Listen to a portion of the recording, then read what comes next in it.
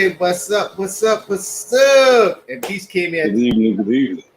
How's everybody doing? Welcome to another edition of the Elevante Shows. Fridays has been a little bit tricky, so I want to throw that out there. But we're here. I'm your host, Don Elamonte Morris, here with my dog, my bruh, Beast Johnson. How you doing, Beast? Doing good. How about yourself, sir? Well, that's good. That's good. I got somebody glad to see you still doing cattle. Uh, gotta come visit you. I wonder who you are. For somebody who said thank you. But yeah, man. I'm definitely gonna need some verification due to the whole coming to visit reference. Yeah. Yeah. I know. For legality and liability. Yeah. We don't want people thinking the wrong things. This is true.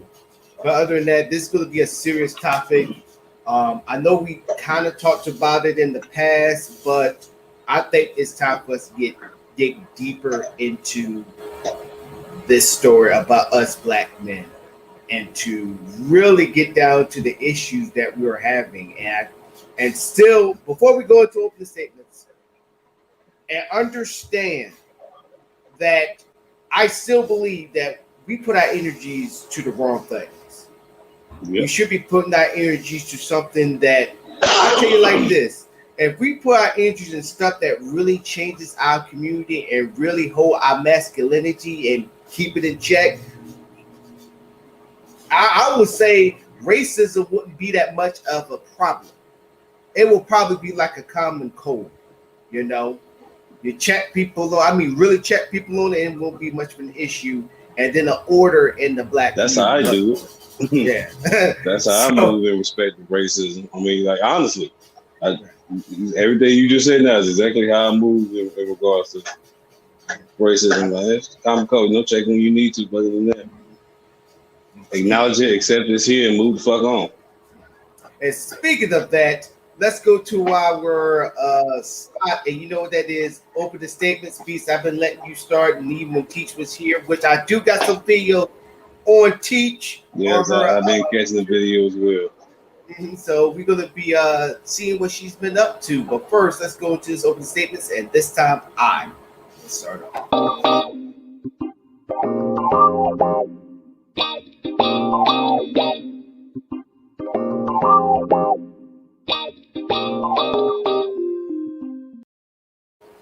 Well, ladies and gentlemen, first of all, I'd like to thank our sponsors, Real Chat Boy Popcorn, for sponsoring this show, as well as Sky Zone Society, as well for sponsoring this show that we're going to be having today. And then watch out for a special that we're going to be doing with Amazing Sweet Treats. I think I said their slogan wrong, but I get right into the show. So, my opening statement. If you recognize this fella back here, something's wrong with you. Ladies and gentlemen, this is the baby. Now, the baby been, let's say, canceled, which I don't think he's going to be canceled anytime soon, but he's going through it right now with the comments that he made during a concert where he basically said, I'm paraphrasing, he said, if your woman's coochie, excuse my language, I'm trying to edit myself today, but I'm trying my best, if it smells like water, and then he talked about dudes giving other dudes, fellatio. If I said that word right, I think we should correctly. In the parking lot, he mentioned that he's not down with that, and then he said if you don't have AIDS. So obviously, when he said the AIDS thing, I knew it wasn't going to go well. Period.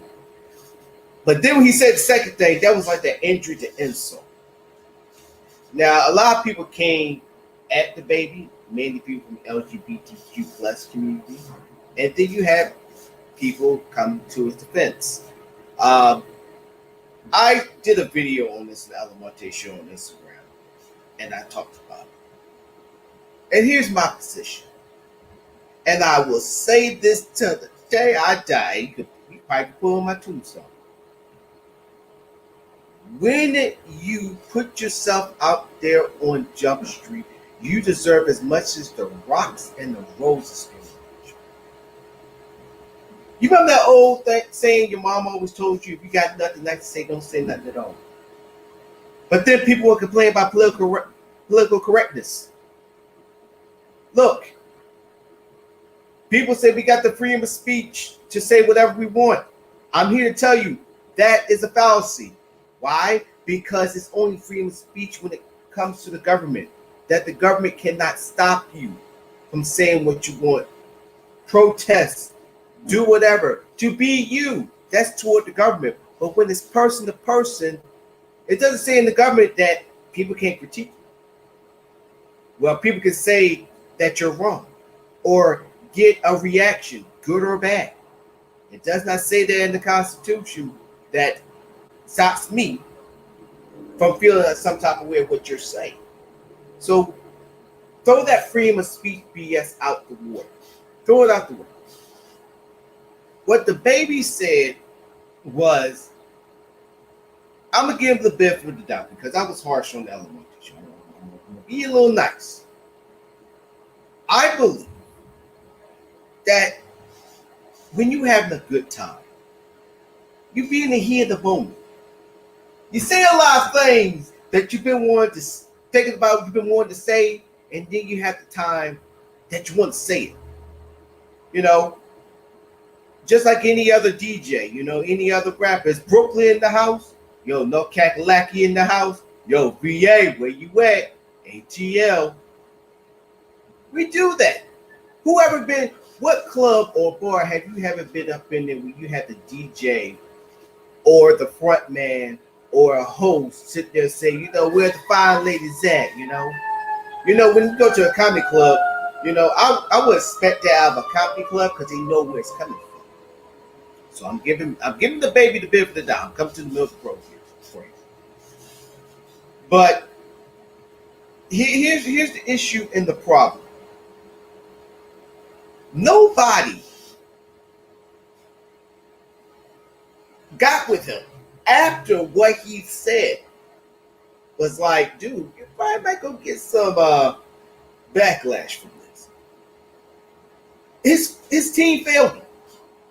Even though it came out his mouth, he should take full responsibility, which he's doing. He's taking the repercussions like a man, hopefully. Well, I would not say hopefully. He got no choice.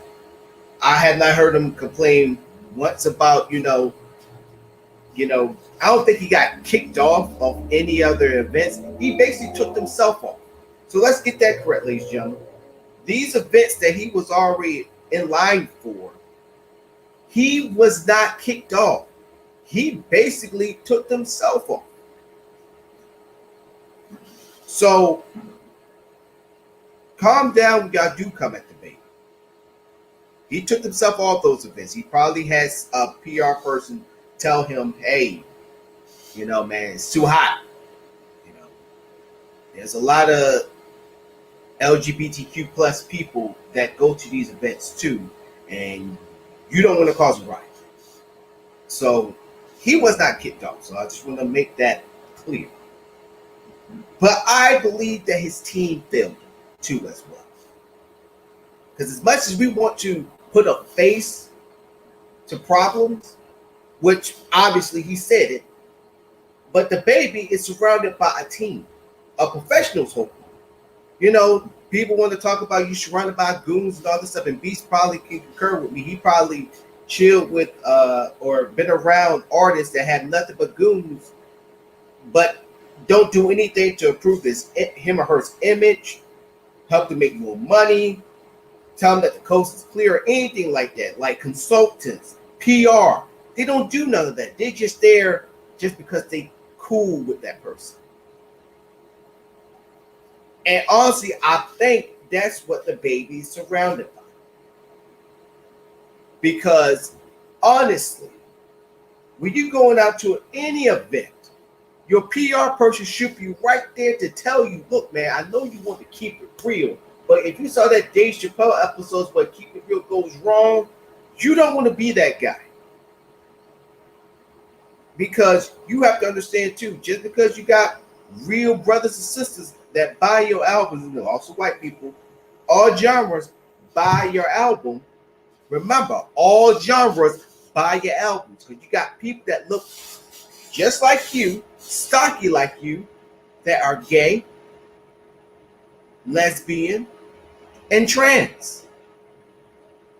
So if I was his PR person before he went on stage, or when he go to any gatherings, I said, look here, man, this what you can say, this what you can't say, still be yourself. But remember, be professional.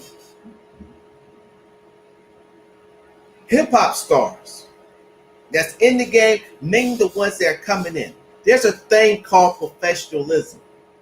What everybody else called, buffoonery, coonery, and all that stuff. How y'all got mad when Jay-Z flipped up his style from, ran the rockaware to dressing in suits. Or some of y'all was coming at when Jeezy cleaned up his act and he was wearing nothing but suits and really getting business minded. And y'all came out saying y'all not real gangsters, y'all not real, I'm gonna say it, real niggas and all that stuff. No.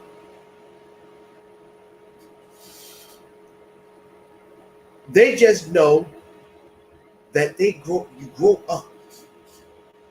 You get wiser, you get smarter. You start investing your money better.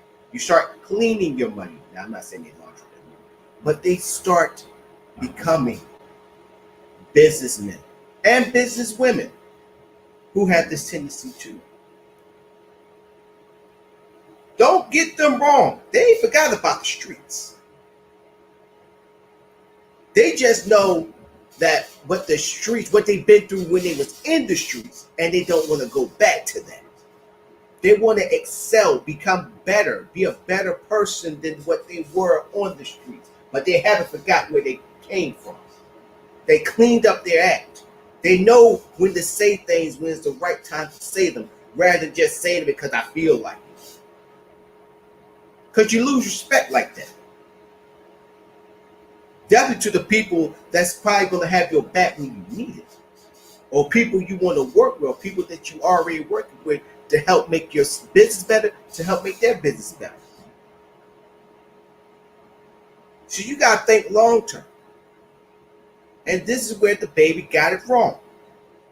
Now, a lot of y'all going to come out here and sit there and say, LGBTQ, they always got to complain about all that stuff. But AIDS is a very serious thing. Just because COVID's going on, and we got all these other diseases that's going on too, HIV and AIDS is still a killer in this country. We still got a lot of people out there that are having unprotected sex. And then also you got, and thanks to medical breakthroughs, you got people that's living with HIV, because HIV and AIDS are different. You got people out here that's living with HIV, living healthier than ever, i.e. Magic Johnson, even though y'all believe that he's cured from HIV, but he's a big example because of medical breakthroughs. Now, people who have AIDS, the baby should know that if anybody have AIDS, or anybody, if you have AIDS, you won't be out there. You will be in the hospital, basically in the hospice, grabbing on for dear life. That's how deadly AIDS is. So when the baby said those things,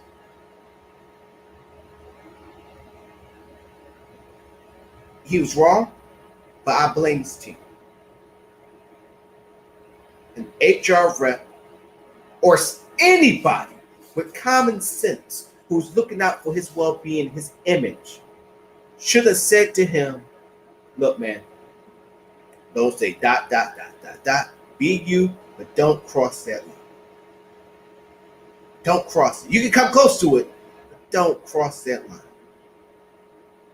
This is not about LGBTQ plus issue.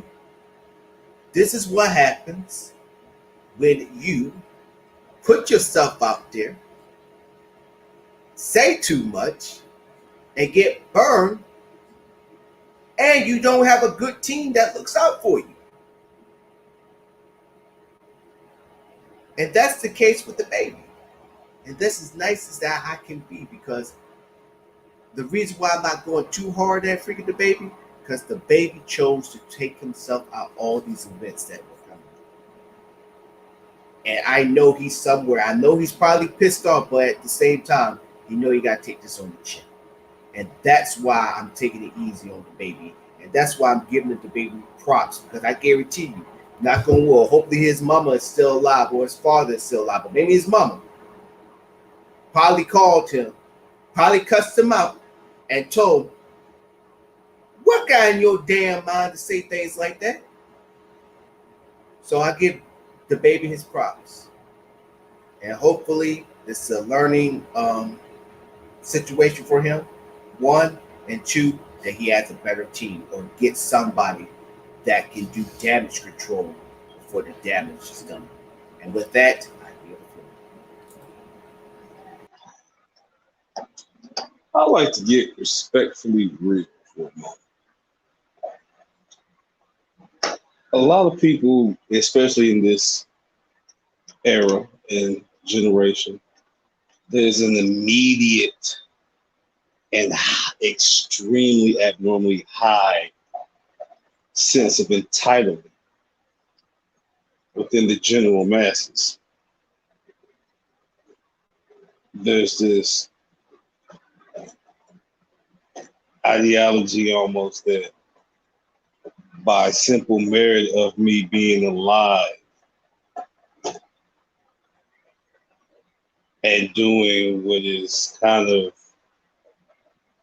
delegated and ordered to do by way of life and transitioning throughout life, you know, becoming more responsible, actually earning your own by whatever means that may be. Same as it was before we had the concept of money. You were a child, and as you got older, you learned things that would help you to fend for yourself and help you sustain yourself as you got older. And once you became of what they would call adult age, then it was your duty and job to take said skills and life lessons and use them for that set purpose. Somewhere along the line, people failed to understand that notion, to truly comprehend that notion, to truly see that that notion is a cosmic theory that's layered throughout all facets of existence, no matter your own particular perspective. I had this inkling desire to say,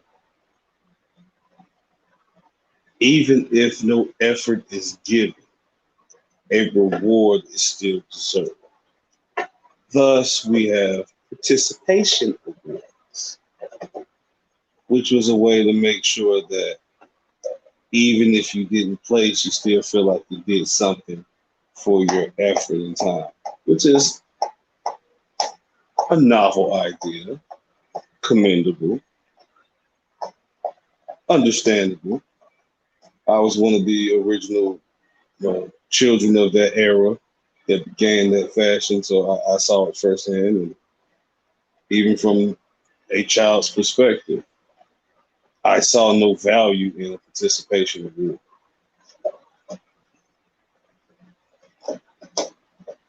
I only value in a participation award that I saw was I have to ensure that I put in enough effort to at least place 1 through 4 or 1 through 5. Or just place to get a respectable trophy. Because I refuse to walk home with this little ass fucking trophy. It just says participation. Can't even say it respectful. Because there's no true respect behind it. It's kind of a backhanded compliment. Even though you sucked at your effort, here's something to make you feel good about yourself. No, you gotta take that pain and use it to be better. At least that's how my father raised me to believe. So I hold no value in participation. I feel as though you got to put your effort in to get your reward. But we see a nation that has not embraced that. And we have grown people who are entitled to the most trivial and materialistic of things and feel as though all of humanity has to, by some retarded, divine manifest destiny. To all my Christian ideologists out there, and just religious heads, I want to speak about free will. Y'all remember free will, right? That's what God blessedly cursed us with after we, as humans, left Eden. Humans, I mean, Adam and Eve. Now, here's the thing about that whole free will. It's one of those double-edged swords, if you will. It truly means any action that I, as a human being, under Christian faith, do throughout life is by will of my own, not by that of God. God merely set up things and tested me to see how he feels as though I should go, but it's my will as to do. That goes for the good as well as the bad. So I always tell people, always remember, no one has to give a fuck about you. That's God's will. That's free will. So anything good that happens to you, anything pleasant or positive that you encounter, anything that may be of some use, no matter your emotional outlook and perspective at that time, suck it up and fucking take it. Because it should be a whole lot worse. It could be a whole lot worse. And if you keep being an ungrateful prick about it, there won't be no wood. It will be a whole lot worse. Get your ass off your shoulders. Take a better look at yourself and the world. Because how you're currently moving ain't working out for everybody. And I'm talking about collectively.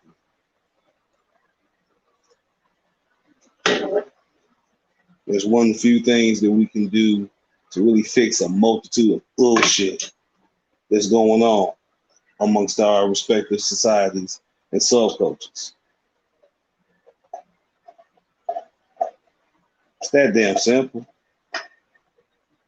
Remember, people, free will. Do you choose to be a good person and be informed and take in information and use it?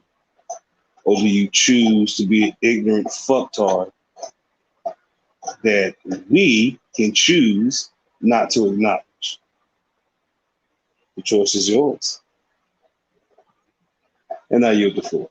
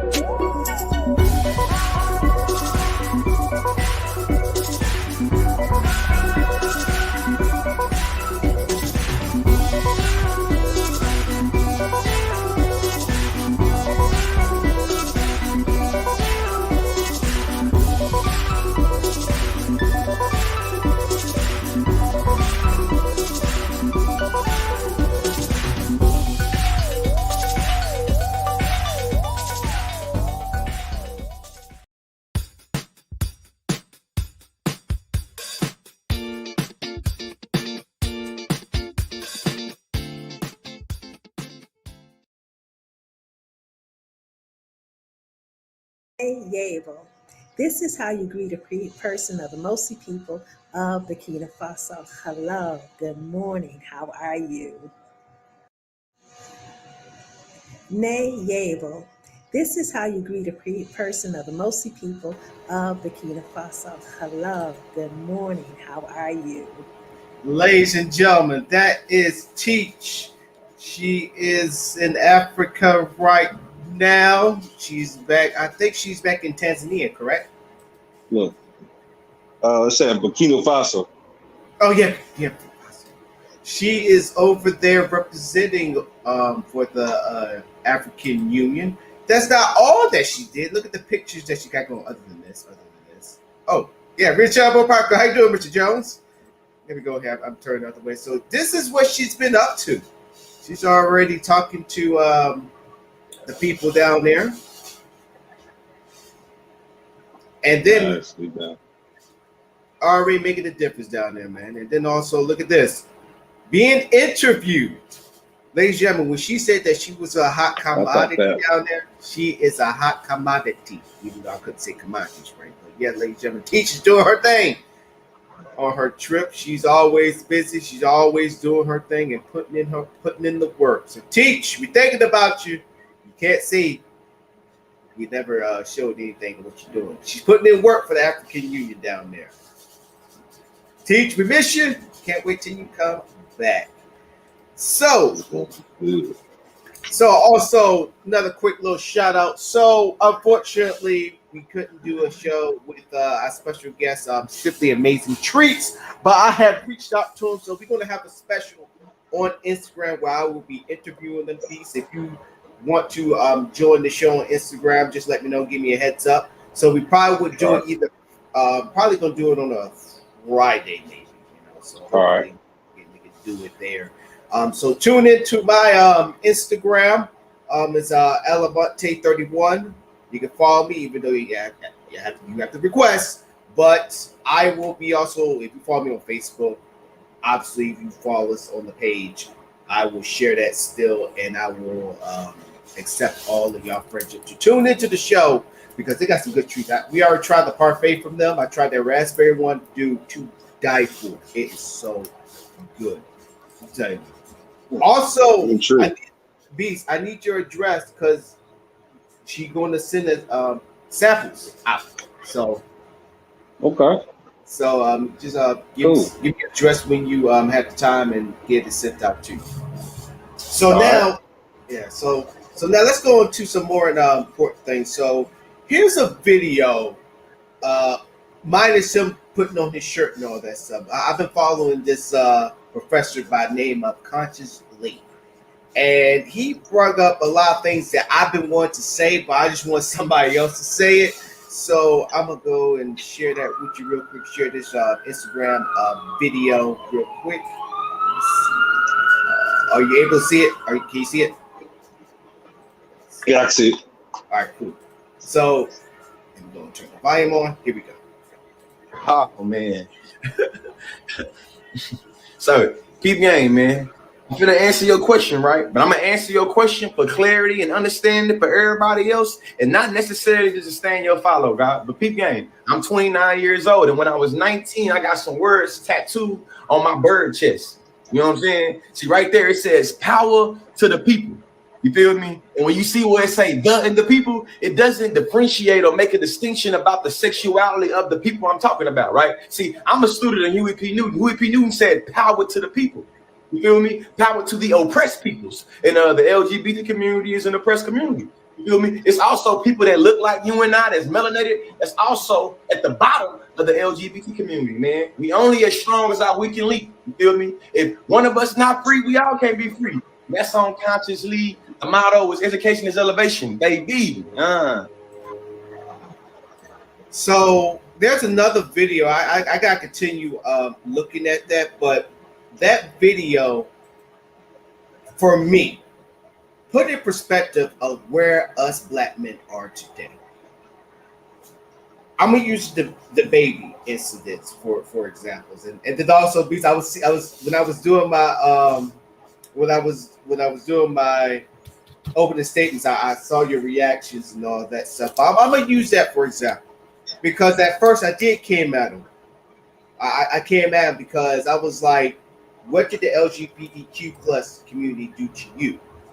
But then I was like, I had to think about it. I was like, but see, that's the issue with us brothers now. We're so worried about getting in people's houses, understand, trying to figure out what they're doing. And that's not only just the LGBTQ plus community. I'm even talking about interracial relationships too, because I'm in an interracial relationship. I'm not ashamed to say that I'm not. And saying that just because I don't have a sister or married to a sister, I can't be down with the black cause. I never had nobody come at me like that. But if they knew that I was in an interracial relationship, that could be the first thing to say, like, why couldn't you date a sister? And it just blows my mind. You put your energies into that rather than put your energies in what's going on with our kids and our children. You should not be worried about me and who I date. Who I'm dating, what sexuality I prefer to be, or if I'm trans or all that stuff, or if I prefer dating white women. Because at the end of the day, when I get pulled over, let's say if I was dating a white girl, they're going to pull me over. They're going to still put me in my place. They're going to still go call me a nigga. But guess what they're going to call her? A nigga lover. Now, with my girlfriend being Filipino, they're going to call her a derogatory name. It's not like I'm basically dating outside of my race just to, think that racism is over, or I just want the high, because I made it, Do some of them have that mentality? Yes. But you got people depending on the geographics of where they live. Like, now, Beast, both of us, we around white people all the time, right or wrong. Yeah. All right. When it comes to that, you said it perfectly. It's about your area, like Southern border. I went to school up north. When I first got there,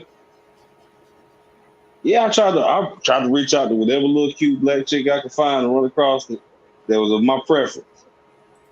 And either they weren't feeling me, or they had stank attitudes, or they just weren't feeling niggas at all. Right. And so then you just start going by person. You start just going by personality and preference. If she built the way I like, and she got a cool personality and a pretty face, skin don't really mean nothing. Hell, we all dark when it get dark. Right. I heard that a long time. Which leads me to Kevin Samuels. Now I kind of brought this all together to a bundle. So I'm just gonna break it down. Let's start with relationships. Then we're gonna go to us being strong blackness. Let's go with the relationship part. So with the interracial relationship, but mainly the face Kevin Samuels. Now, Beast, you can tell everybody, once again, I'm not a Kevin Samuels fan, but I do watch his show. Well, definitely the clip because it's entertaining to me where you still have women. I mean, because women, I don't know why. It's just like Jerry Springer. You're a glutton for pain. You going to call on his show trying to get advice, and he just basically let you have it, but then you get mad. But it's only the ones that come up there with ignorance. Because, like I said, I'm not like a fan. I'm not a fan of his, but because I watched enough of his videos just on some comic books just to hear what he said, and I've actually said to myself like, "Damn," because I've had these type of conversations with my female friends over the years, and I've honestly, actually verbatim said a good portion of the shit he said. Yeah, or some things that people won't be able to say, like one video that so like I understand like you can smooth it up a little bit better, my nigga, but You know, you're Yeah. supposed to be smarter, so there's better wordplay you use. Right. So, like one show that really got me, where I was like, "Damn, that's so true," was when he was talking about this one chick. She was one a high pricey dude, and she already have a kid, and he was sitting there saying, you know, women with your attitude, you got guys that are married to women like you, that And they literally. leave them. Well, not only just that, but the part that got me was when he was talking about the guys that literally would get off from work and just cry in the car, literally cry in the car because they're like, "Damn it, I gotta go through this shit again." She gonna be yelled at me, fussing at me for Never. absolute no reason.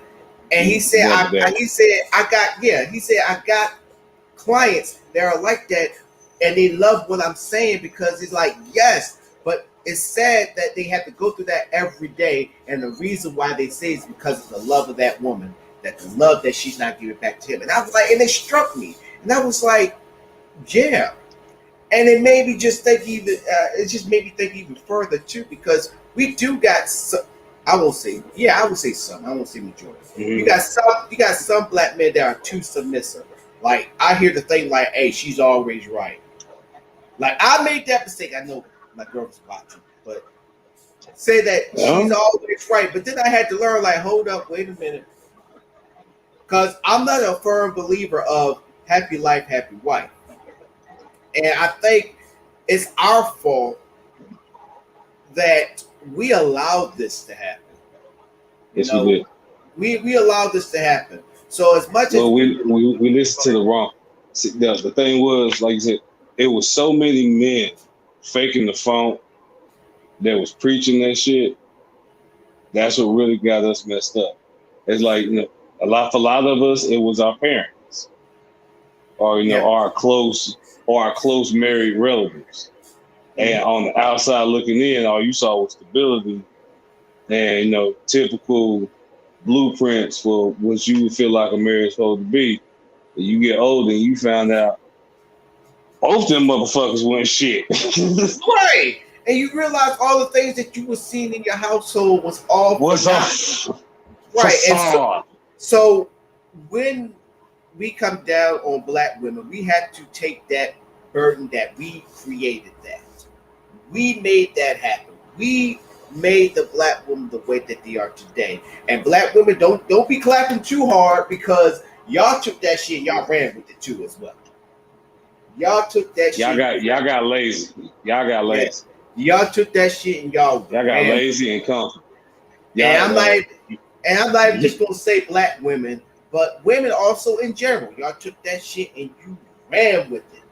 Because like they say, you know, you can't blame the dog for running away if you let the door open. You let the freaking gate crack. You know, so ain't blame nobody but yourself. Right, and so my thing is, I think it goes down to what Cheech was saying on a couple shows ago, where she said that there's no structure. There's no structure in the household. There's no structure in that the man is the one that should be protecting the household, and then the woman should be second. But I also do believe in a 50-50. I do believe that one day, I'm saying military terms, one day, you know, let's say today, my girlfriend's she's the 4-star general, I'm the sergeant major, and military and civilian equivalency, president, vice president.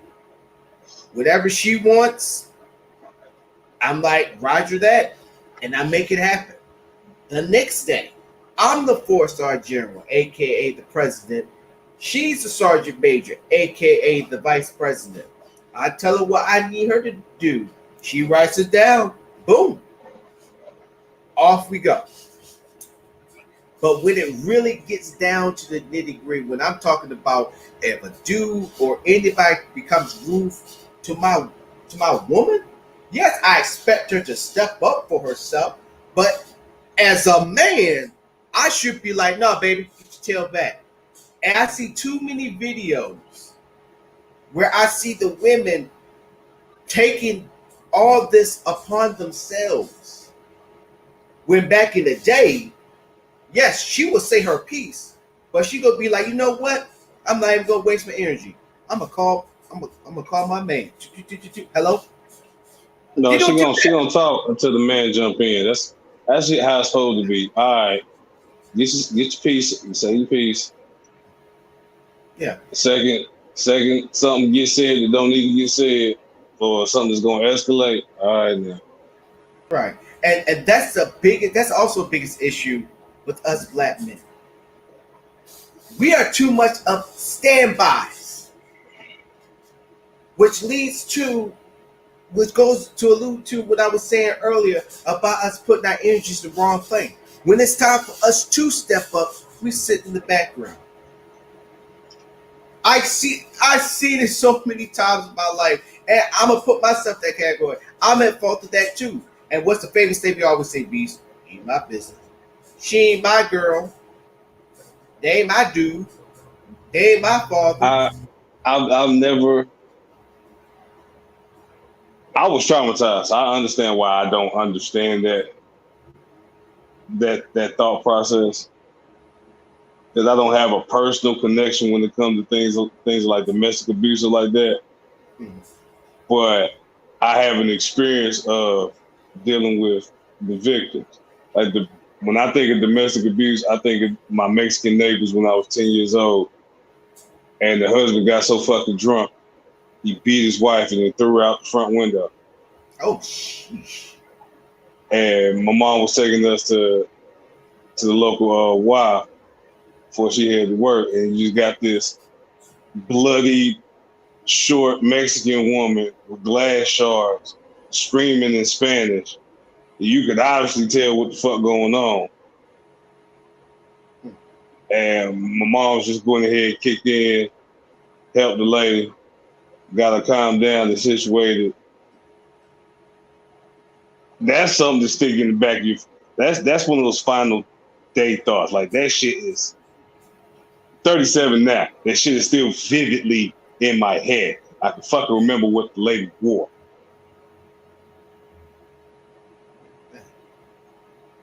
So when I hear people say shit like that, I just look at them like, well, obviously y'all weren't raised right. Yeah. And y'all weren't raised by no real, like, as you hood folks say, y'all weren't raised by no real niggas. Like, my parents was some real niggas. My mama was gonna jump in and help, and my daddy was gonna knock them off. Like, I've witnessed it. I have witnessed my father knock motherfuckers out for not only putting their hands on his wife, but putting their hands on their own fucking wife.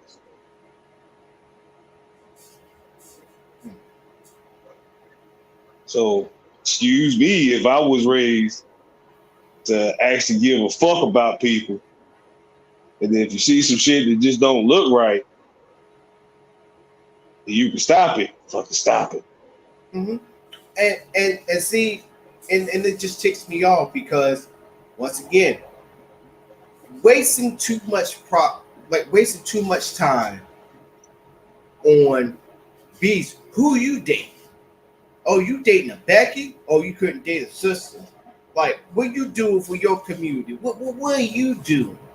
And all this stuff, rather than, okay, man, if you're that freaking concerned, what are you doing? What energy do you do? My question is gonna be, why would you be mad that I'm getting my reparations? What you talking about? Why you think any black man really dates white women?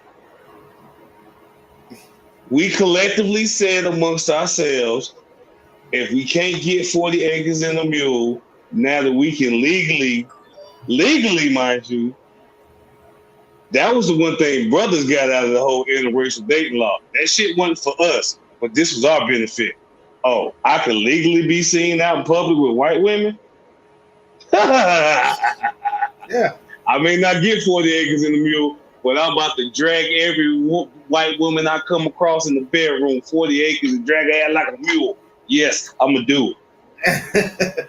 and then it did go back to the relationships part. You got even interracial relationships, like even out here, that are very into learning black culture. Even Kevin Samuels said it in his couple of his shows. where her sister was like, you know, she was talking about she wanted brother and all that stuff, but it didn't. Kevin Samuels was like, you realize, you know why, you know, the brothers are going to the other ethnicities rather than black women is because they're willing to learn his history, to learn black history, to understand, because they admit, I don't know. I don't want to go off what the media tells me. I want to know why. Because I think Yeah, she and was saying, how, yeah, ain't and nothing worse. That's a weird feeling to be with somebody that act like a claim that they pro black, but really are clueless. Not even ignorant, just yeah, clueless. and Kevin Samuels had also a point within that point I was saying. He also was saying you worried about getting your degree. I think she was trying to go for a lawyer, try to go for your bachelor's. She's going through African American studies, Black history, to understand her man, to understand his history, so that she could better understand him. And I was like, Hey, man, look, did you see the smile on my face? I was like, yeah, damn, they like this. That's a yeah, she loved me so. This bitch loved me so much. She went and learned about my fucking ancestors. right. And so you gotta get and see, you gotta give props with that. And then he's like, and then she's lonely with a bachelor's degree. I think she was getting her master's. He said, and he was like, and Kevin Samuels' point was, so you worried about getting your education, but now once you get done with your education, now you're mad that men not coming at you and all that stuff. Like you basically just say, you know what, F them, I'm worried about myself. But when I'm good and ready, a man should just fly at me. And that's not how No. life works. And I was like, that's a good point to make. But but also, like I said, this is something that we created. I believe we should take uh we We should gotta take own the up to blame. our part. Right. We got We gotta we gotta take take our ownership. part of it. We gotta take our part. We gotta take our ownership. But at the same time, women took this and just ran with it. Just now that they almost off into the sunset, now they don't know where else to go. but for us black men, we have to understand. First of all, we have to understand us as men. If we want to be protectors of the community, like it's great to have a Facebook post or Instagram video. Like I saw this one where it's all the guys, like I think they were all entrepreneurs, business owners. They all dressed to the nines, marching on Washington D.C. Nice, great, but think about it. Why y'all not marching to the police office? I've been saying this on the show for the longest, and I'm still gonna say it again. I have a better question. If you got that many black entrepreneurs to collectively black male entrepreneurs to collectively come together for that nonprofit endeavor. Excuse my boldness, but why the fuck ain't none of y'all network? No, And just why ain't y'all network for something that is black based? All those motherfuckers are supposed to be black entrepreneurs. I'm pretty sure they could have came up with a year round, especially if they're on the same city, they could have came up with a year round system for the whole hood, the whole black community in their city. Coming from mhm. feeding, tailoring, schooling, athletics. Hell, that just take care of the kids. That way, all the parents can then go into the other niggas to do the fashion, bars, nightlife, maybe music and entertainment. Mhm. I hate when yeah. I hear niggas not do shit that I easily think up after smoking the blunt. It befuddles me to no end. I mean, it's just see if people know what definition of clout was. No offense to all those guys up in that video. That was like I think it was like around this time last year that was That was clout chasing. posted. Yeah, that's clout chasing. Y'all can like Dig it like right yo, in strong for face. Dig right in for Obama. Dig right in for Biden. Dig right in for the Gram and Spotify. That's how we jam. But we don't call it dig right in now. We call it clout. So niggas be on the mount. Trying to get that clout. Trying to get that clout. Fucking and niggas. see, and you had everybody on the post like this is Black excellence. It's great that we have brothers on at the Washington D.C. Showing up there, and I'm like, showing up for what? I don't see no politician go by like, hey, what you doing for the Black community, or hey, I'm gonna run against you, or we're gonna put more money in this person to beat you, or we have a program right here that you should look at and should think about, not think about, you should put on the floor and put it to good use for the Black community. None of that happened. None of that. What? And That conversation was supposed to go like, we're gonna have a Black delegation caucus for the presentation of local aldermen. And simultaneously, we're gonna be doing this for the school system. We will have rallies set up at these events as well, being catered by here, with security enforced by here. Mhm. For the weekends, we have these endeavors that will be taken care of by these entities, along with the nightlife endeavor for the sociable. Mm. Once again, I'm high. Everything I say makes logical sense. Why aren't you people thinking? Yeah, I mean, it's like knowing that you are a multi-millionaire. Let's say I have the network. Let's say I got everything ready. Only thing I need is I need back end and investor. That's like me coming to your house, looking all dressed up to the nines. You know, you offer me drinks and we hitting it off, and I'm not even mentioning anything about the network. Not only just that, now the money that was supposed to go to the network is coming to me, like in my pocket. Now I'm set for life, and I could just come back to you, just tell you anything. Like, hey man, how's the network going? Man, network's going great, but I do need a little bit more money. You know, you think you give me $20 more million, and you're like, okay, but eventually you gonna start smelling bullshit. You could be like, hey man, I gave you at least $40 million, and I have not seen no return. So what's going on? I need. That's how I got to kill.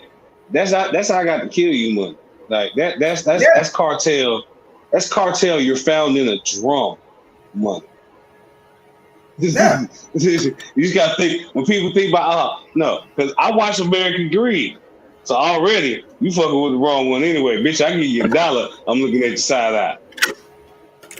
Right. I mean, you 40 want to, million. Oh, you know I'm gonna have eyes on your ass. oh hell yeah. I love you down there. I love you like a brother. But I'm gonna have some 40 million. I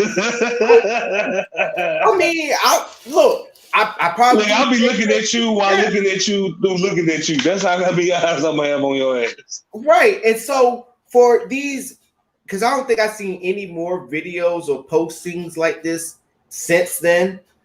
But it just shows clout. Yeah, so it shows that we I hate to say it, but teachers right, we ain't ready.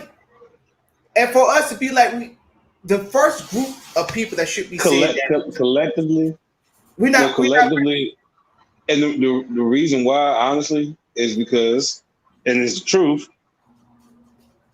not every Black person is really 100% Black. You got Black Native Americans, which are actual more descendants of Cherokee than African. And you got folk just kind of you got the in Black the middle. Cubans, and you got the Nigerians, you got your Africans, then you got your Africans, you got your island Africans, the halfway niggas, Yeah. They halfway home. They feel superior. That's the yard. That's the yard niggas. Then you got when you get over here is when you start really getting a clash of everybody. So like Right. you already had Black Native Americans that were here and interbreeding with the slaves. Yeah, because also like when I think about like the melting pot, definitely when it comes to Black folks, I think of more of New Orleans, Creole and all of them down there. But I That's a mean, better example. yeah, and so when I say that we're not ready, I think when we are ready is when the Black men finally get it. Once we finally get it, then everything else is gonna fall into place. But Nah, you don't think so? it's not. It's because the whole plan initially was to divide and conquer. So the only way we are going to get together is individually. We got some self work to do. That is true. Oh yeah, most definitely. I agree with that. But collectively, Black women, y'all gonna have to. We gonna have to treat this shit like a relationship, a very toxic but meaningful and beneficial relationship. It's just the toxic shit can be dealt with and taken care of. Right, and Stop living in the past. right. Stop thinking you better than us. You're not better than anybody because nobody's better than no one. Right, and then also for going back, that's brothers. We need to stop saying it's none of our business. We need to start defending our neighborhoods. We need to start checking people. Stop checking people like who date outside the race or who dates the same sex. Stop that. Or honestly, Beast, I don't believe in it. Maybe you might got more into it. Stop believing in you believe in the Illuminati and believing more that Tupac is still alive than using that same energy to go to a police officer and check his ass or her ass and tell them what are you doing to this kid. And not just talking, just know that you mean business. And not only that you go up there checking, that you got reinforcements, that you're not just hiding behind a freaking camera phone. That's and even besides that, look on that camera phone thing right there. I understand that. I accept it. I acknowledge it. It's very useful, very vital. But as a man, as a Black man,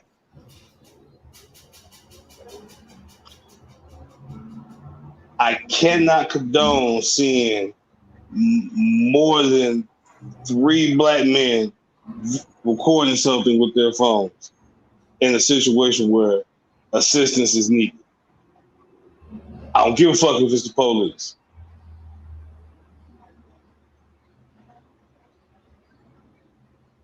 If it look like they're gonna kill a nigga and they ain't got no right to, step the fuck in.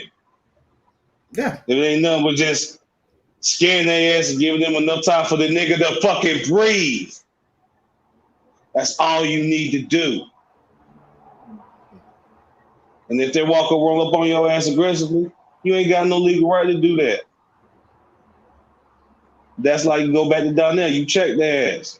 Yeah. Educate yourself. Because a lot of shit they do because y'all stupid. And their badge and that bullshit presumption of power gives them a lot of leeway with shit. Come on. You know why criminals love watching shit like Law and Order? Because we know the truth. All that shit is real. The procedural part of it is 100% real. That is exactly how they get confessions. That is exactly how they operate when it comes to certain crimes and certain actions being done. All that shit is real. The stories and setups behind them and how they get executed most of that shit's based on true stories, fictional, factional, it goes either way. But the way that they actually operate, oh yeah, all that shit's 100%. So you'll see number of niggas locked up in prison watching Law and Order. Why? To make sure that when they get on the outside, all that shit actually holds up. Mm-hmm. You can actually use that shit against a cop. Because everything as far as how they have to represent police officers and law enforcement in films has to be 100% accurate. So FYI, dum-dums, the reason why they watch this shit is because we know they had to pay a real fucking cop to be there and make sure that the way these niggas walked in and the way that they looked from head to toe was official. You know what? I'm a add on to that too. And this is the thing that blows my mind, which is curious to me.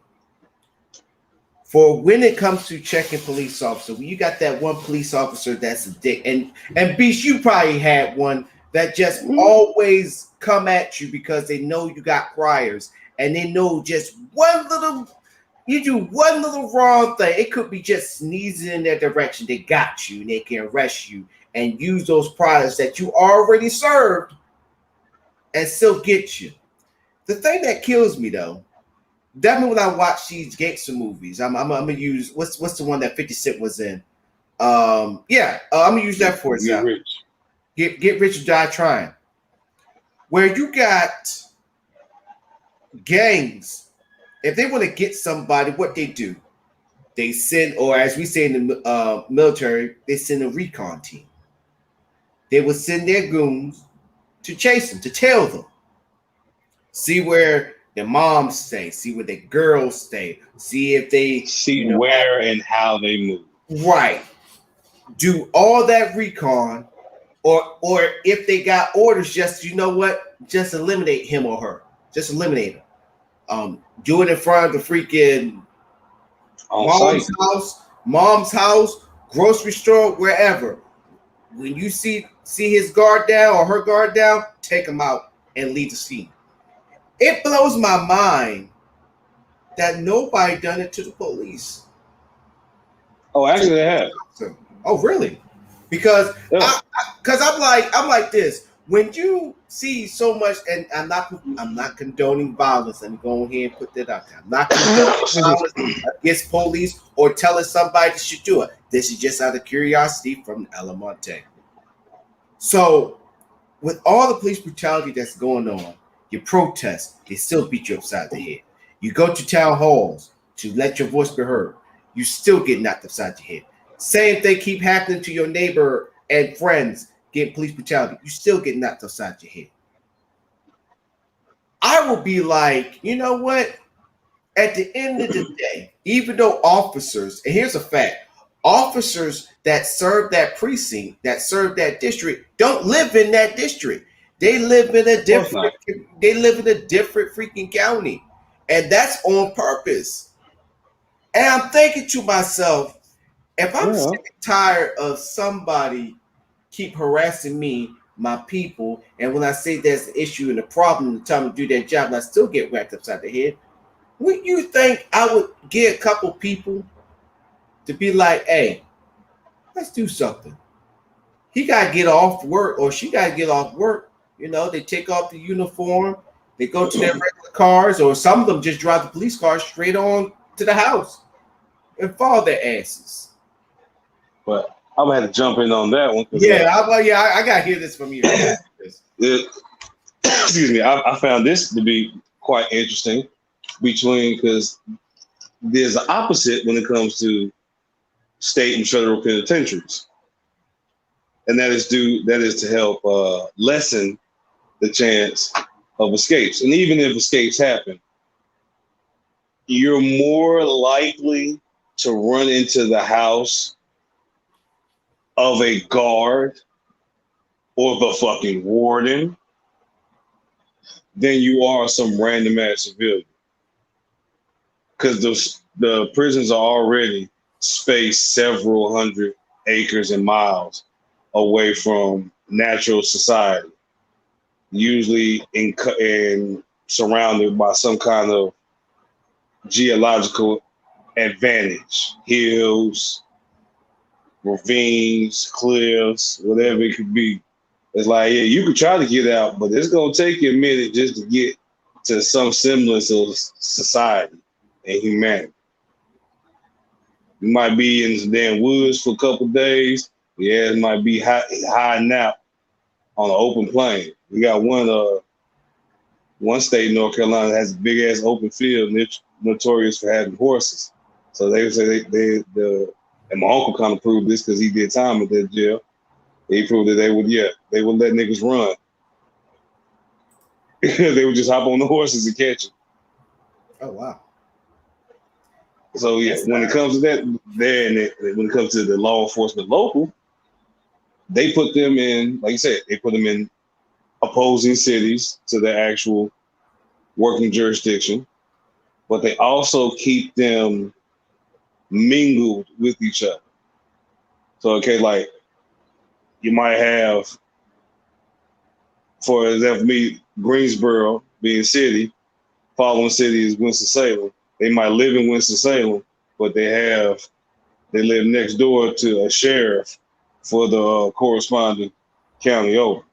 Okay, I see how it is. Just like in the military, where you live on post. I got you. If you see one squad car in the neighborhood, assume that there's at least like 4 scattered around. They don't lump them together unless they just happen. That's how they happen to do it. I got you. I see what you're saying. Yeah. Yeah, you'll see one here that might maybe like a damn couple streets over around the corner in cul-de-sac. You got a state trooper. Right. So basically what you're saying is when you see one cop car, you have to assume that all their neighbors, even though they may not be, are all police officers or work. You have to assume safely that they are all law enforcement support. Okay, got you. Whether either full-time support being officers and employees of the law or just neighborly support. The fact that they know you're a cop, like they're gonna keep an eye out too. Yeah, because I actually me and my girlfriend, like I think it was last year, we were just driving, just looking at some random houses, just thinking. Yeah. And we went to this one neighborhood and we saw like at least 2 or 3 cop cars in this one cul-de-sac. And I was telling her, she was like, oh snap, because it was a cop from her county. And she was like, oh, why would he live this far out? I said, well, that's what cops do. They don't live in the place where they that's so the people they piss off can't find them. Yeah. To help people understand this a little bit better, that's the example of your school bully, your local school bully who's been fucking you over every day, really lives in the other city. Right. Or you just found out that they come from a very upper class family. Just simple fact that because you can bypass all that shit. I've done it. You can bypass all that. All that's trivial bullshit. It just takes the right amount of information. You know the right things about or from the right people. Oh yeah, you can bypass all that. Oh, my daddy got money. Yeah, but your daddy won't spend the money on your ass if I tell him this. And I got this over here to confirm it.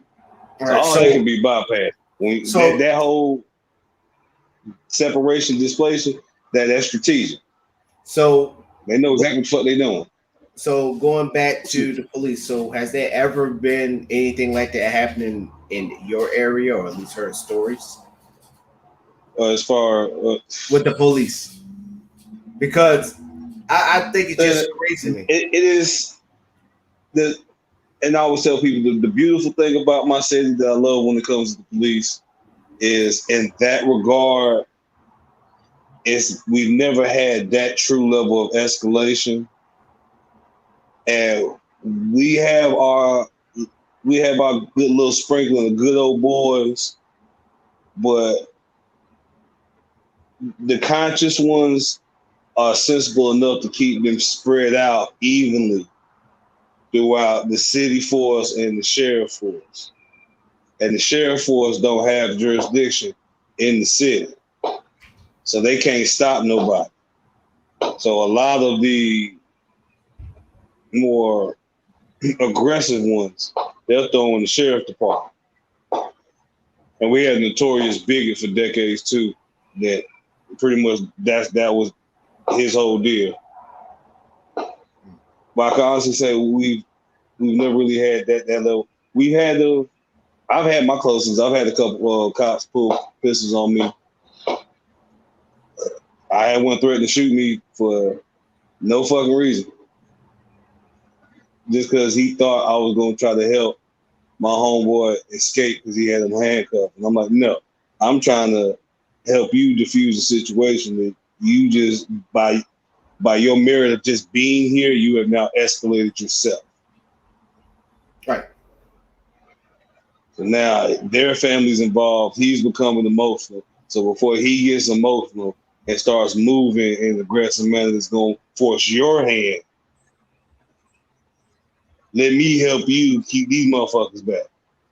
So you need to get your goddamn hand off the pistol. Yeah, I'm happy that you. And that's how you have to tell them like that. You gotta, when dealing with them, you know what you need to know, but be respectful, but be honest and upfront. All right, and see, and that's another thing too, Beast.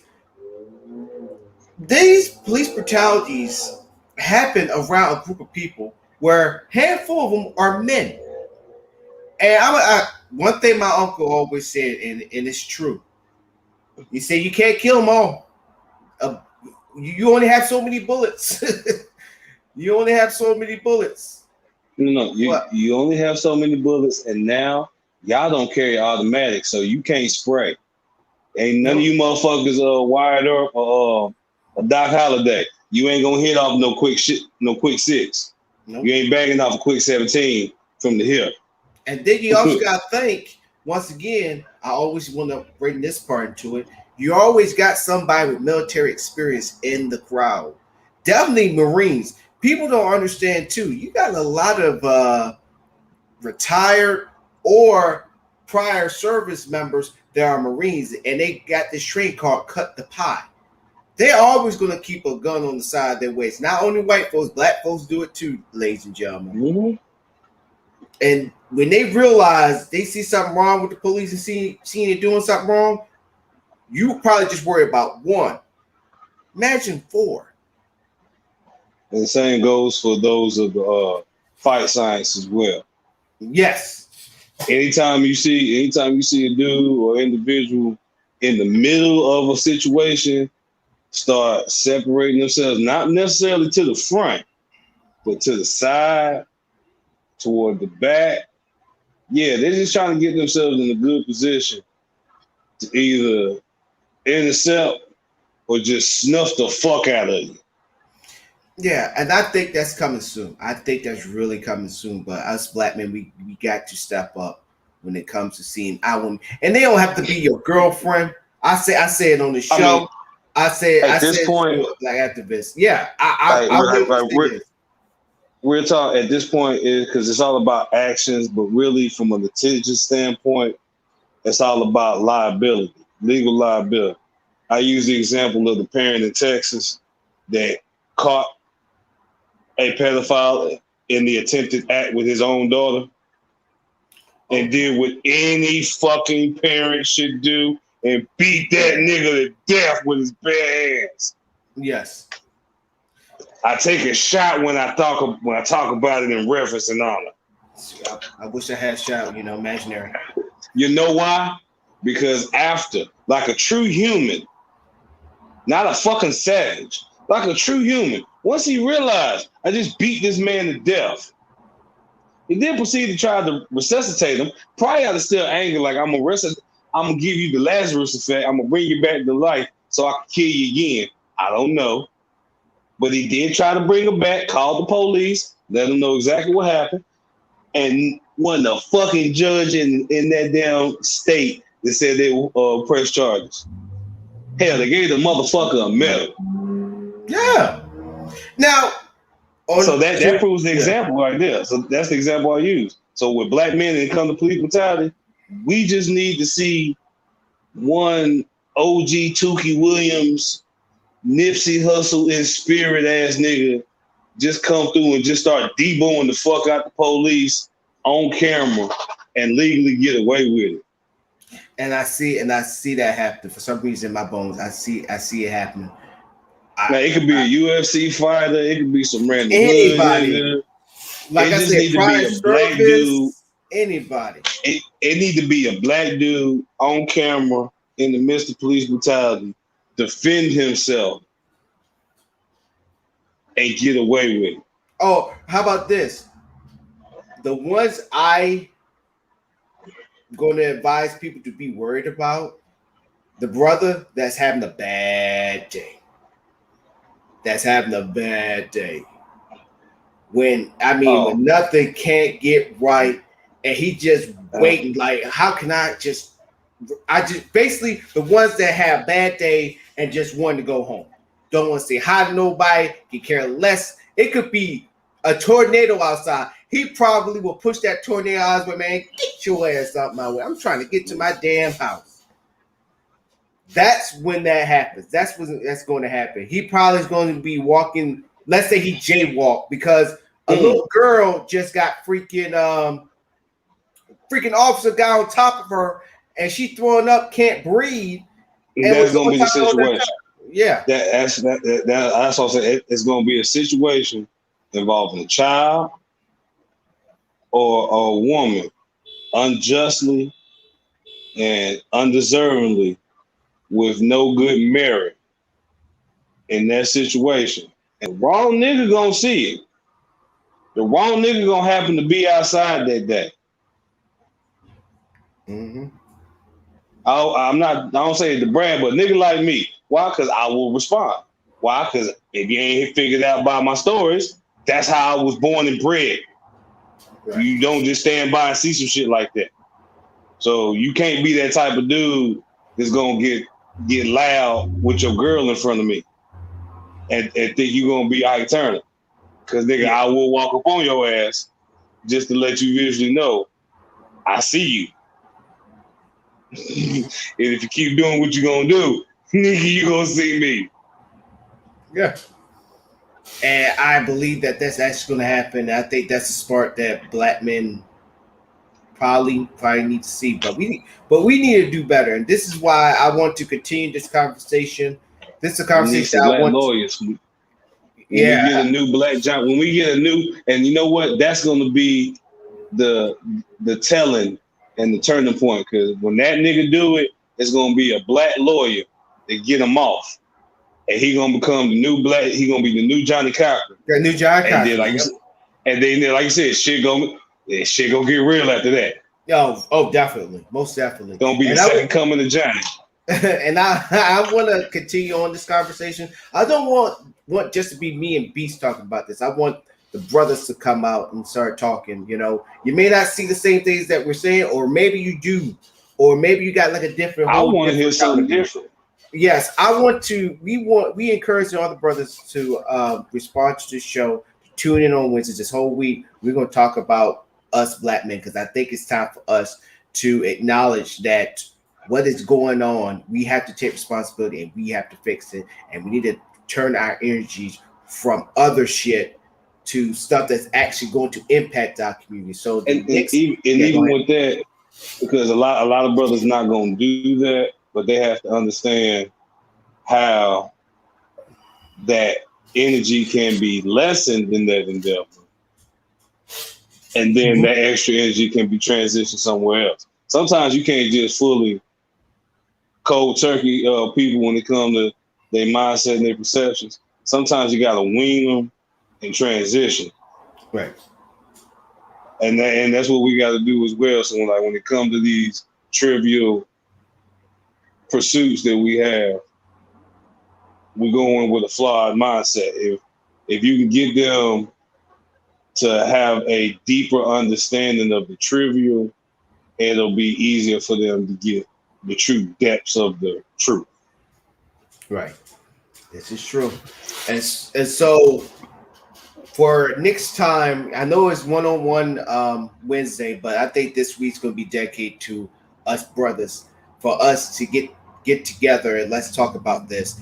So the next time, which is going to be on Wednesday, we're going to talk about, the gay community and the black man, because it's just been a war between and I'm not just talking about the LGBTQ community as a whole. I'm mainly talking about the black LGBTQ plus community, because we also have to understand we all in this together. So I find that, first off, I find that stupid. So for that, I find it's like more of a new generation thing, because they just don't know. But for anybody around our age that has that type of ignorant mentality, RuPaul, Sylvester, and Jermaine. Oh, great names right now, there. You already know what I'm talking about when it comes to them three names. And you see, you know them three names. Most niggas just know the one, RuPaul.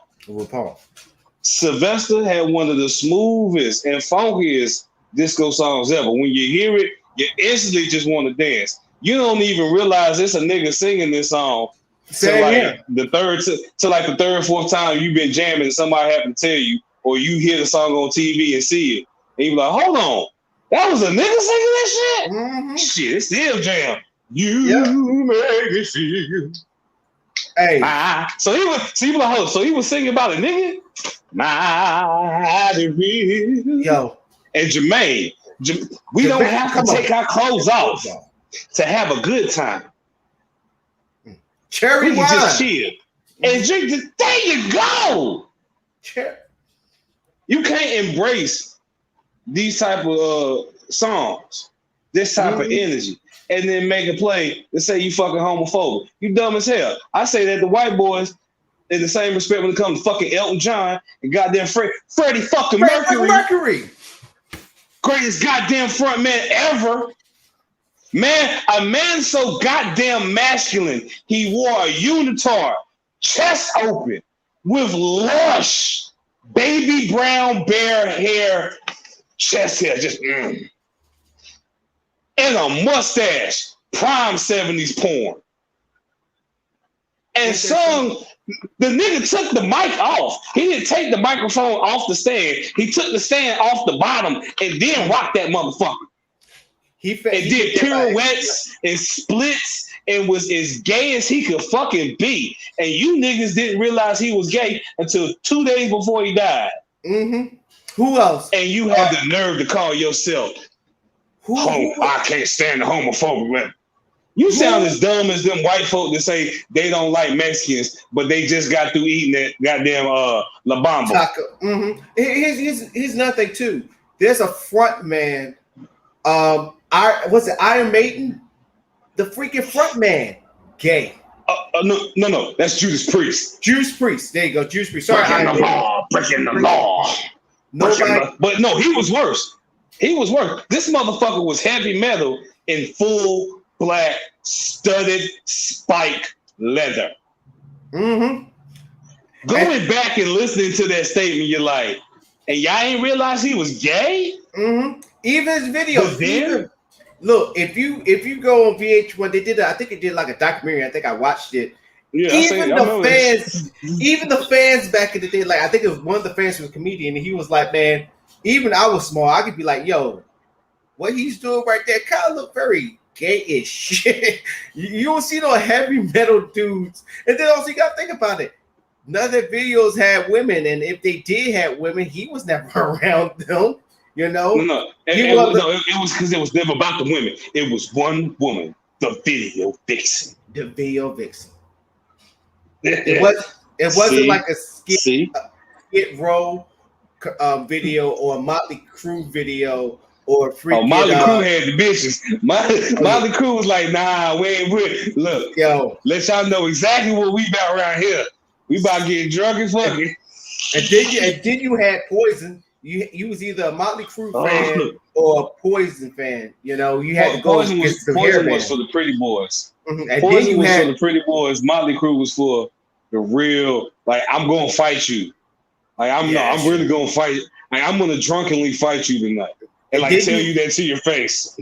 Who's the other one who made that song Dead or Alive? I forget who sung that. Bon Jovi. Bon That Jovi. was preppy. But Yeah, But I they gotta was say like Bon. they was low key. They was low key. Yeah. They was the cool prep. They was like Zach Morris prep.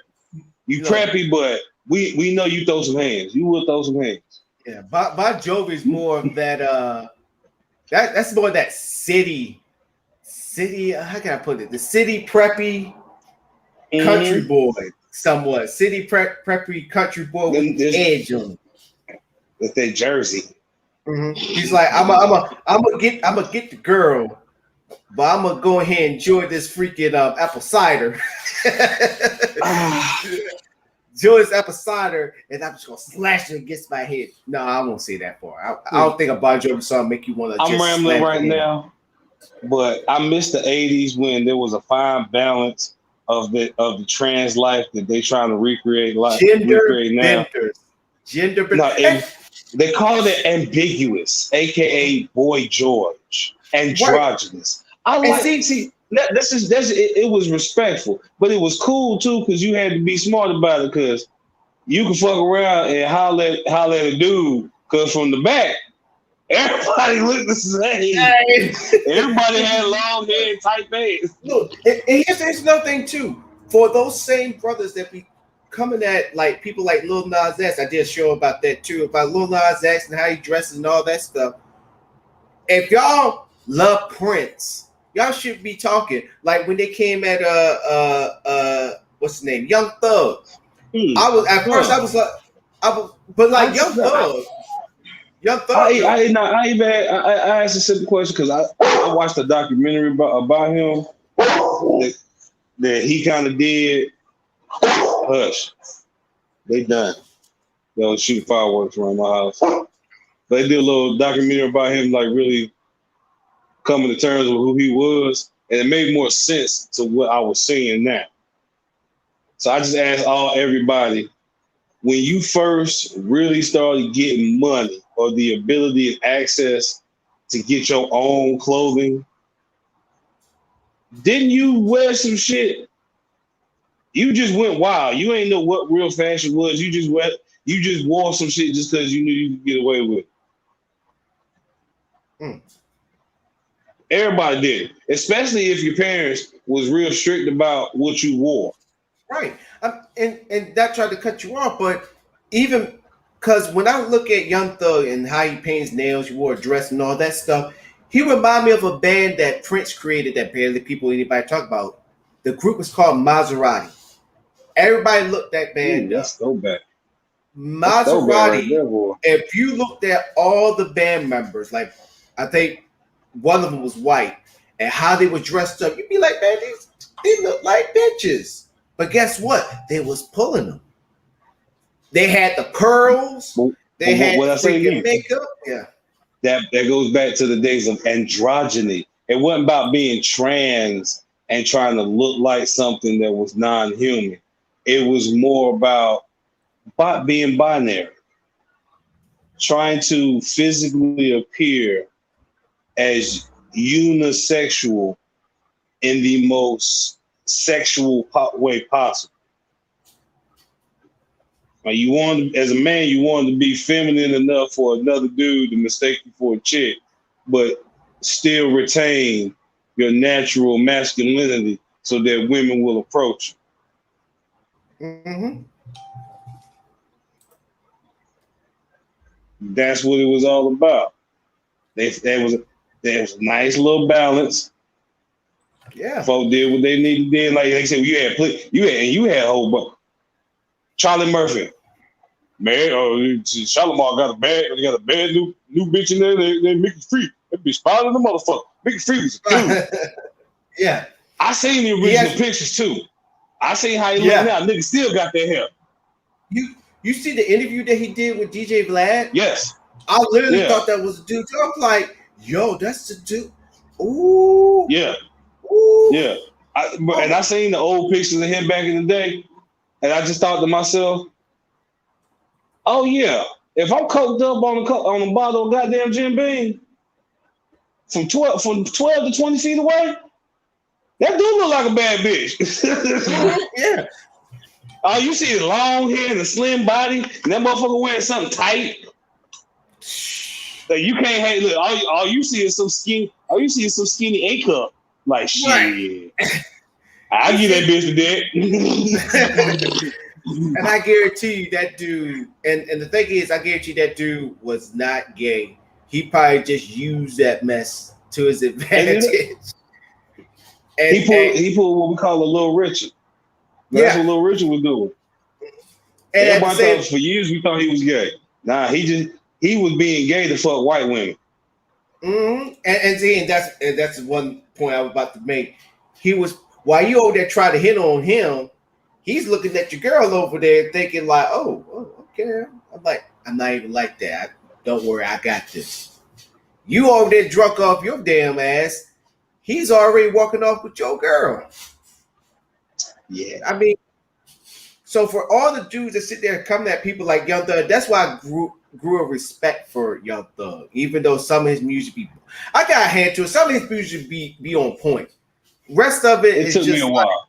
It took me a while to acknowledge his music, but I can honestly, it's like a good handful of songs I listen to. Actually, and the rest of it, y'all can have it. But I respect Young Thug with his personality. When he had on the dress, I think one of his albums, he had on the blue dress and the hat and all that stuff. People was coming at him, but I was like, nigga look like a geisha ass rating.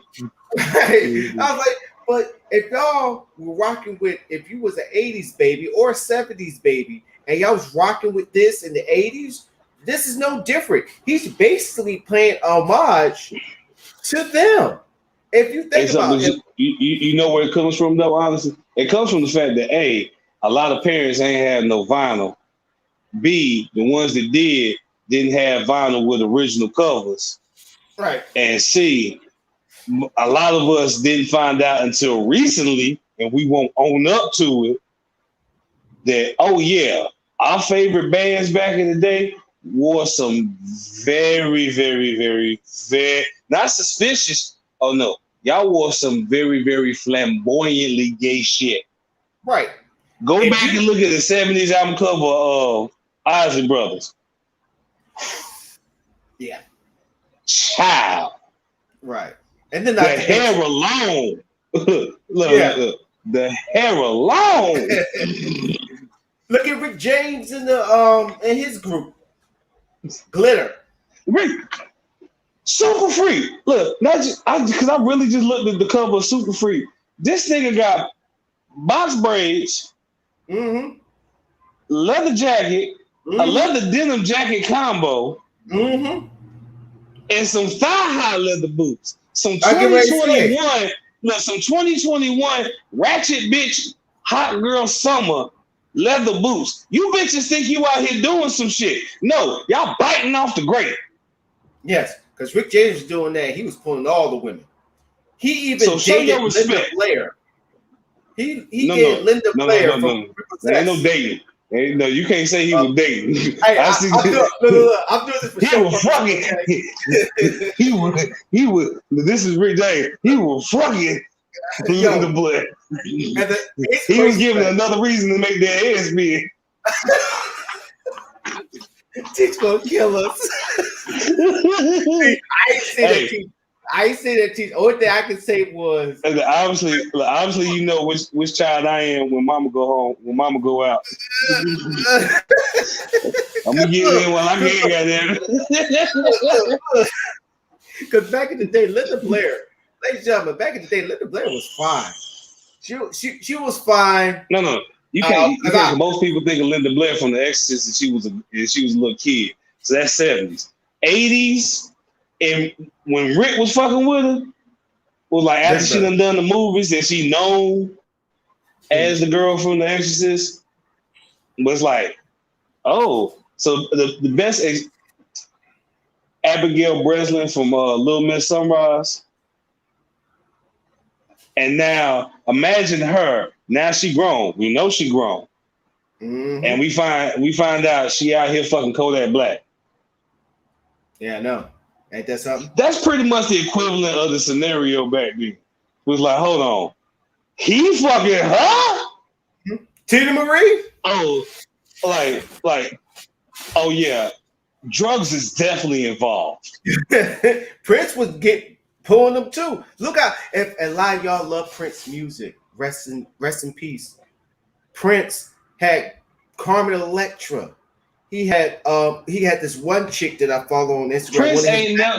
Prince ain't never had an ugly bitch around him a day in his life. Yeah. I ain't never seen. Go back and watch Purple Rain. Go back and watch Under the Cherry Moon. Go back and watch anything that has Prince in the vicinity of any of human beings and of the opposite sex. They ain't never.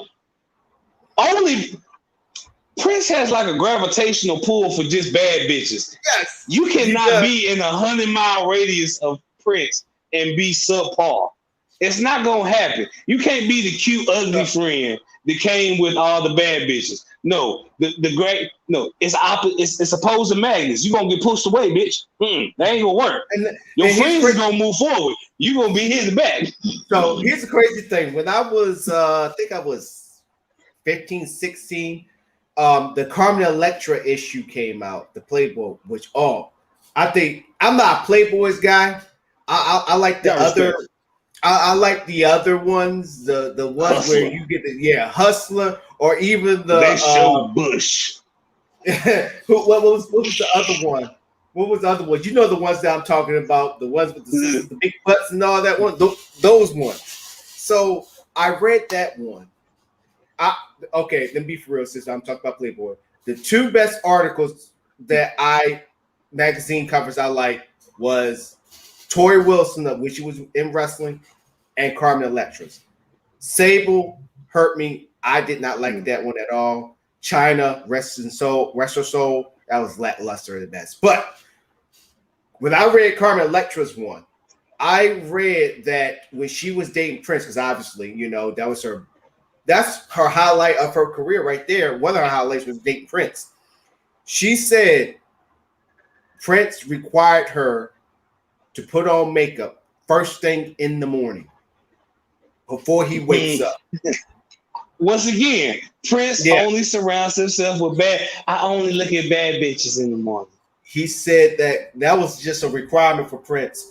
And how the article put it out, it seemed like Carmen Electra didn't mind, because Prince always wanted her to see, if this is the woman that I fell in love with, I want you to be like this 24/7.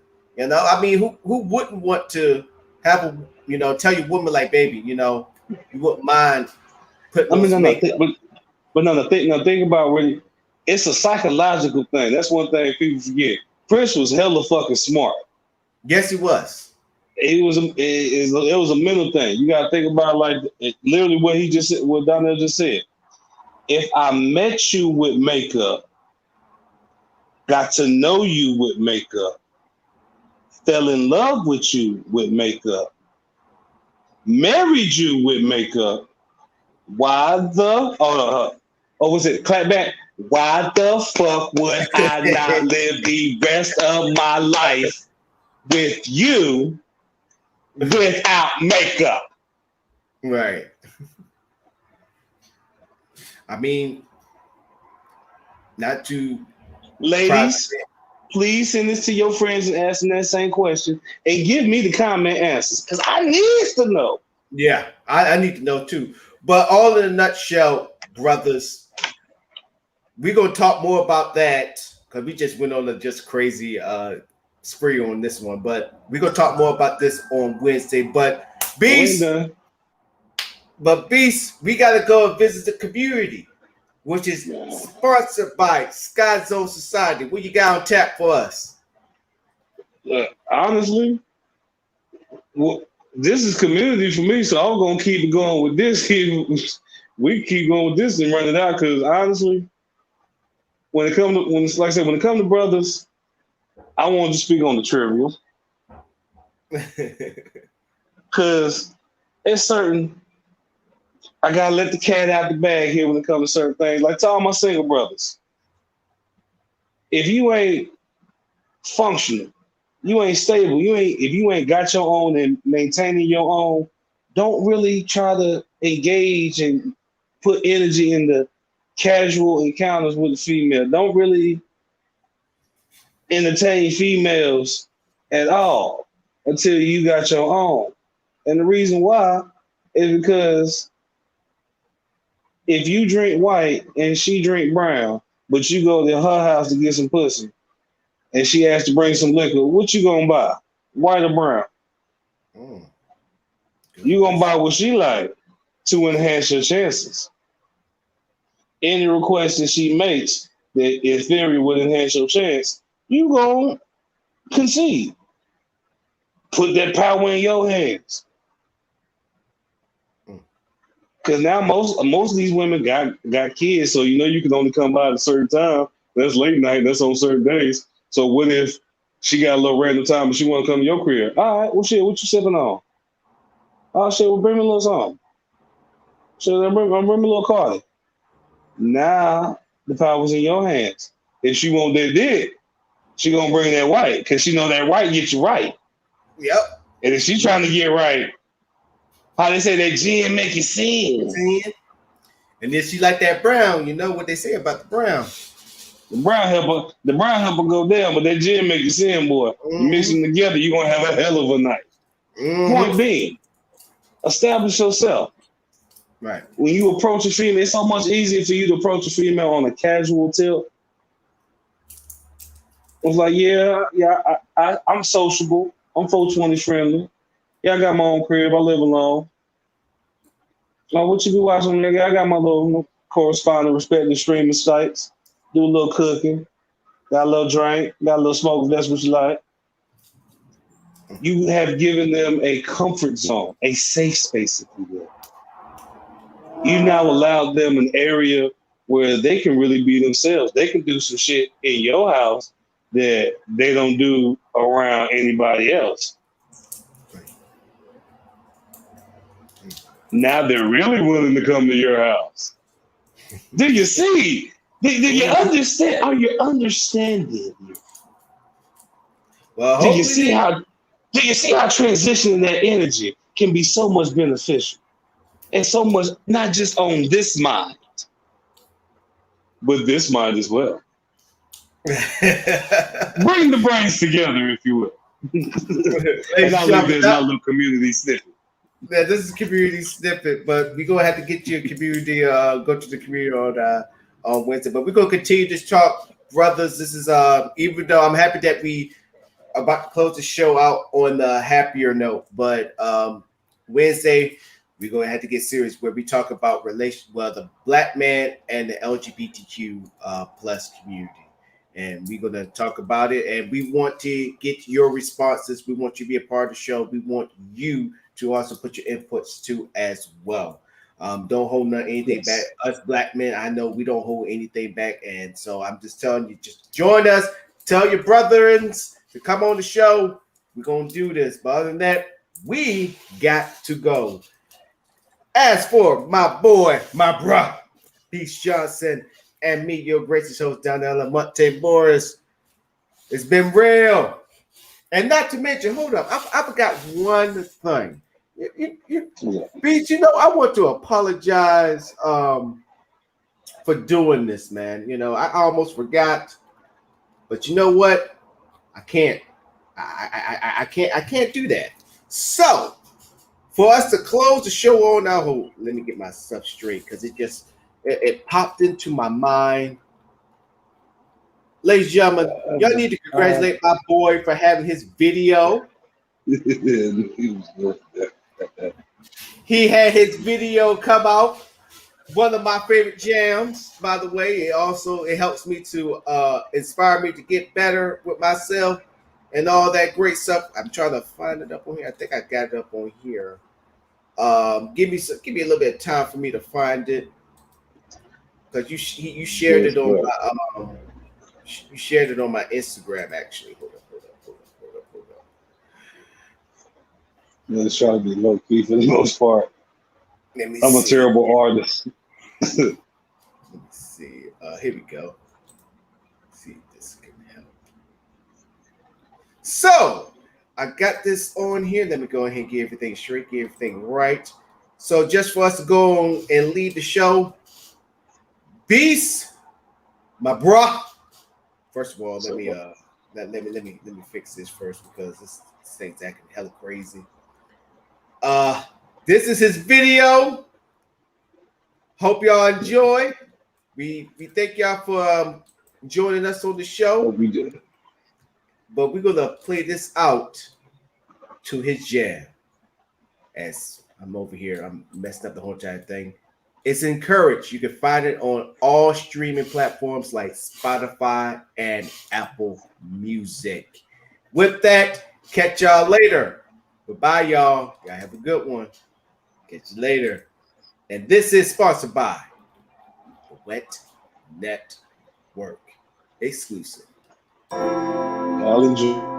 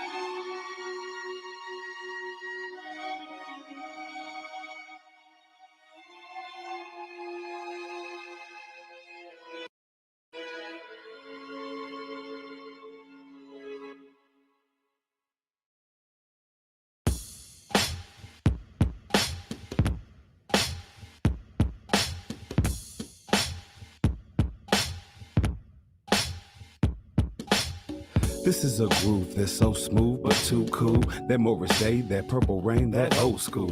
A simple vibe that gets inside and clears the mind. It calms the spirit and lets you know that it's gonna be fine. It's intertwined with energies described as divine. It's metaphysically, esoterically so sublime. So come and ride, interior so lovely inside. It would behoove and benefit if you would incline. See, when in life tribulations and trials arise, it's no surprise, but ill planning can bring demise. Long as you try, then failure's never seen in your eyes. Self-preservation and hustle will ensure you survive. So let it fly, your dreams amongst the clear blue sky, and don't deny the joy you have in a good cry. That's just your soul exercising the fear that it hides. Rejuvenation through this rhythm to help with your stride. This is a groove to help you get through the melancholy moments that mess up your mood. A simple sonnet to help your soul soothe, uplift your emotions so you can be you. This is a groove to help you get through the melancholy moments that mess up your mood. A simple sonnet to help your soul soothe, uplift your emotions so you can be you. It's evident that I'm heaven sent, vernacular, intelligent, endowed with benevolence. Expectations were great upon my birth, benefacted to the dirt to help mature my true worth. Speaking of birth, you could say a close call. Hole in my head was talking softball. Yellow jaundice all running through my veins, but my daddy's on my blessing, so I wasn't gonna die in vain. Still held me in his arms, let me feel his warm embrace. Put a blessing on my body, anointed by God's grace. Whisper teeth into my spirit to reinforce my resolve. Taught me to do right by myself and others above all. And when he took the call, yes, I did fall. But I'm 35 and I'm still standing tall. Became a man without much help or a plan, so I arranged this message in the hope she'll understand. This is a groove to help you get through the melancholy moments that mess up your mood. A simple sonnet to help your soul soothe, uplift your emotions so you can be you. This is a groove to help you get through the melancholy moments that mess up your mood. A simple sonnet to help your soul soothe, uplift your emotions so you can be you. It's the time for that third round. Sounds profound, sweetly speaking out of that surround. Elevated, floating like a cloud. Skipping stratus with a nimble nimbus. That's just how we play around. Curious with the cumulus. What view is this? Color-coded kaleidoscope. You're cueing just 3, 2, 1 on with the song. We gon' praise all the days until Zion or Babylon. Have a grateful take on your perceptive views. Keep your conscience righteous. Don't be scared to pay your dues. Attempt to make amends even when you in the wrong. Keep hold of honor as well as reverence to ensure long days upon this earth to live your given destiny. No matter your proclivity or your propensity, cultivate your capacities out of infancy and levitate your life's travels into longevity. Never let no demon deem you a disparity. Just let this composition christen you with clarity, and let the brevity be found within the levity. This melody of charities designed to be a therapy or your remedy, but that remains to be. EAST, Cellier Savage Soliloquy, offering sovereignty for those who will not speak. This is